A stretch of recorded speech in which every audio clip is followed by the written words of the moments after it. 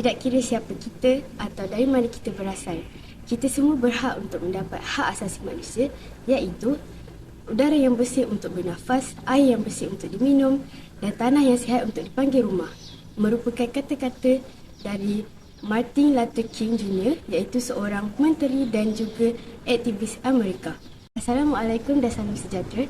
Saya Nurul Izzah binti Mahyudin dari kelas DF 2A akan menerangkan secara ringkas mengenai tajuk tugasan saya, iaitu Suruhanjaya Hak Asasi Manusia PBB. Berikut merupakan antara isi kandungan yang akan saya terangkan secara ringkas di dalam video ini. Apakah itu Suruhanjaya Hak Asasi Manusia PBB? Suruhanjaya Hak Asasi Manusia Pertubuhan Bangsa-Bangsa Bersatu ialah Suruhanjaya berfungsi dalam kerangka keseluruhan PBB dari tahun 1946 sehingga digantikan oleh Majlis Hak Asasi Manusia Pertubuhan Bangsa-Bangsa Bersatu pada tahun 15 Mac 2006. UNHRC terdiri daripada 47 negara anggota yang dipilih oleh Perhimpunan Agung PBB. Keanggotaan ini dibahagikan berdasarkan kawasan geografi. Anggota ini dipilih untuk tempoh 3 tahun dan boleh dipilih semula tetapi tidak lebih dari 2 penggal berturut-turut. Seterusnya ialah objektif penubuhan UNHRC. Antaranya ialah memantau pelaksanaan Konvensyen Hak Asasi Manusia oleh negara anggota, menjalankan siasatan dan mengumpul data berkaitan pelanggaran hak asasi manusia, meningkatkan kesedaran tentang hak asasi manusia, memberikan bantuan teknikal dan sokongan kepada negara anggota untuk memperbaiki keadaan hak asasi manusia di negara masing-masing.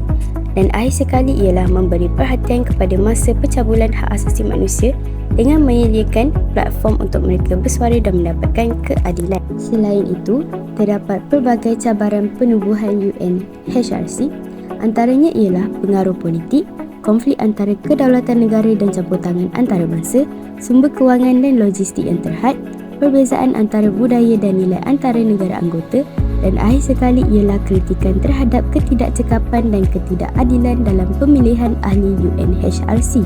Apabila ada cabaran, sudah tentu ada kesan positif dan negatifnya. Antaranya ialah mendokumentasikan pelanggaran hak asasi manusia, menyediakan bantuan kemanusiaan dan menggunakan tekanan diplomatik kepada negara yang terlibat. Seterusnya, menambah baik undang-undang hak asasi manusia di peringkat nasional dan antarabangsa. Akhir sekali, meningkatkan kesedaran global tentang hak asasi manusia.